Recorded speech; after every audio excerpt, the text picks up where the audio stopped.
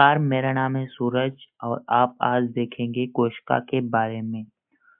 तो कोशिका जो है वो जीव के शरीर की सबसे छोटी इकाई होती है जिससे मिल करके शरीर का निर्माण होता है।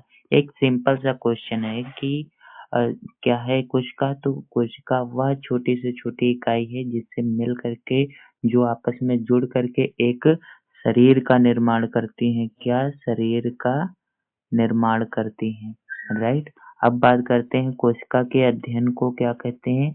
कोशिका विज्ञान कहते हैं, यानी कि विज्ञान की वह शाखा जिसके अंतर्गत हम कोशिका का अध्ययन करते हैं। क्या करते हैं? कोशिका का अध्ययन करते हैं। तो ऐसी शाखा क्या कहलाती है? कोशिका विज्ञान कहलाती है। मृत कोशिका की खोज रॉबर्ट हुक ने 1665 ईस्वी में की थी। जीवित कोशिका की खोज एंटोनी वॉन लीeuwenhoek ने 1674 ईस्वी में की थी। यदि मेरे नोट्स आपको अच्छे लग रहे हैं तो प्लीज कमेंट में बताइए, मैं नोट्स आपको दे दूंगा, राइट। अब बात करते हैं विश्व में सबसे छोटी कोशिका है तो माइकोप्लाज्मा। माइकोप्लाज्मा जो है वो विश्व में सबसे छोटी कोशिका हो जाती है, माइकोप्लाज्मा। विश्व में सबसे बड़ी कोशिका शुतुरमुर्ग का अंडा। अब बात करते हैं मानव में सबसे छोटी कोशिका तो मेल का स्पर्म। मानव में सबसे बड़ी कोशिका तो फीमेल का ओवम यानी कि अंडाणु। स्पर्म में तो मीन्स होता है शुक्राणु और ओवम मीन्स होता है अंडाणु। देखो इसका थोड़ा सा डिफिनेशन समझ लो। ये जो शुक्राणु और अंडाणु होते हैं, देखो जो शुक्राणु होते हैं, क्या? शुक्राणु,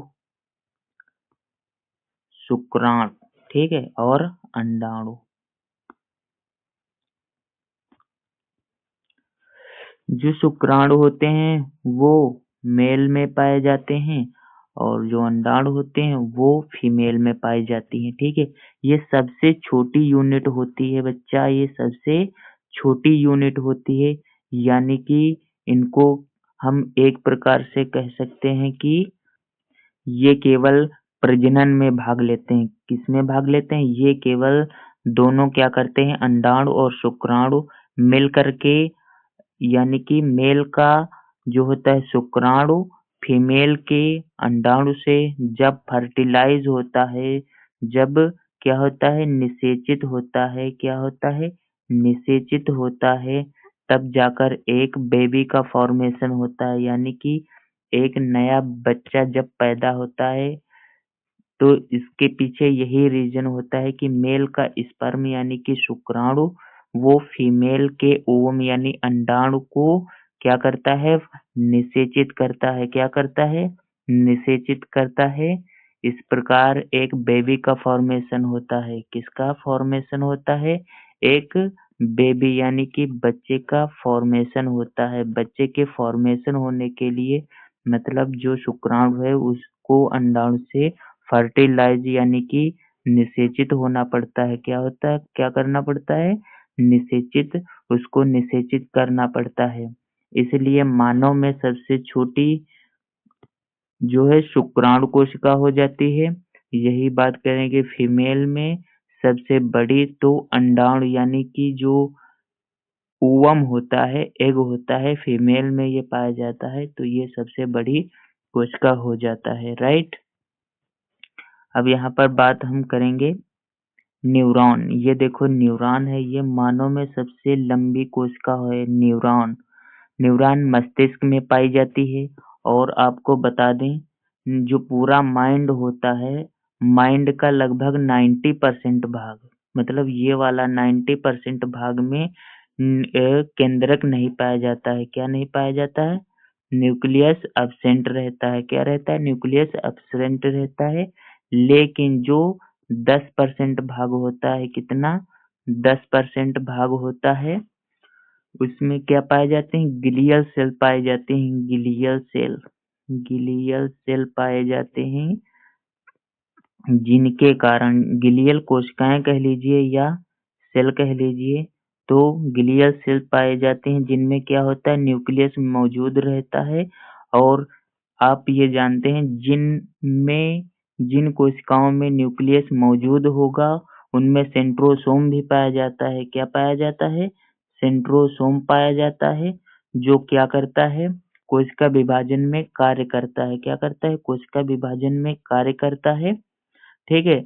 अब कोशिका विभाजन में कार्य करता है, ये मैं आपको इसलिए बता रहा हूँ क्योंकि बच्चा जो कैंसर होता है, अब कोई ये बात कहता है कि भाई जो माइंड होता है, जो ब्रेन होता है, उसमें क्या होता है कि भाई न्यूक्लियस तो पाया नहीं जाता है, तो उसमें ब्रेन ट्यूमर कैसे हो जाता है? तो उसका मेन रीज़न यही है कि उसमें 90% जो भाग होता है, वो उसमें क्या होता है, न्यूरॉन्स का होता है और उनमें ग्लियल सेल नहीं पाई जाती हैं, लेकिन 10% जो भाग होता है, 10% आपके भाग में ग्लियल सेल पाई जाती हैं। क्या पाई जाती हैं?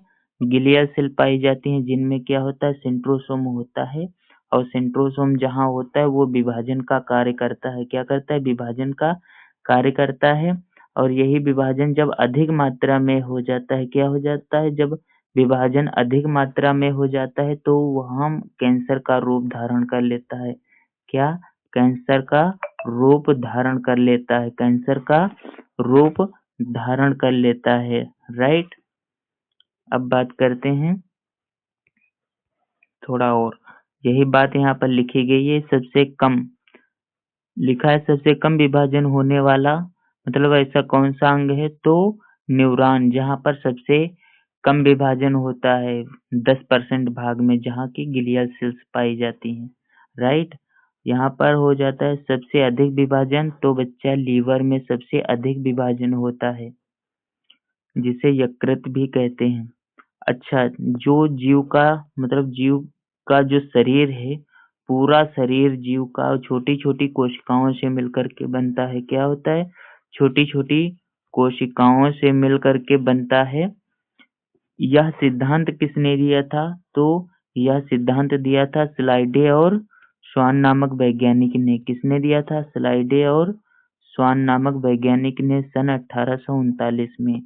ठीक है, आज के लिए इतना ही। कल मिलेंगे ऐसे नेक्स्ट वीडियो में। ठीक है, तब तक के लिए आप इसका स्क्रीनशॉट ले लीजिए। ऐसे ही नोट्स हमारे पास बहुत सारे रखे हैं, पूरी एक बायोलॉजी का सेट है। आप कमेंट करिएगा, मैं नोट्स आपको दे दूंगा। तब तक के लिए इसका स्क्रीनशॉट ले लीजिए। मेरा वीडियो प्लीज लाइक कर दीजिए भाई, बड़ा मेहनत लगता है नोट्स बनाने में।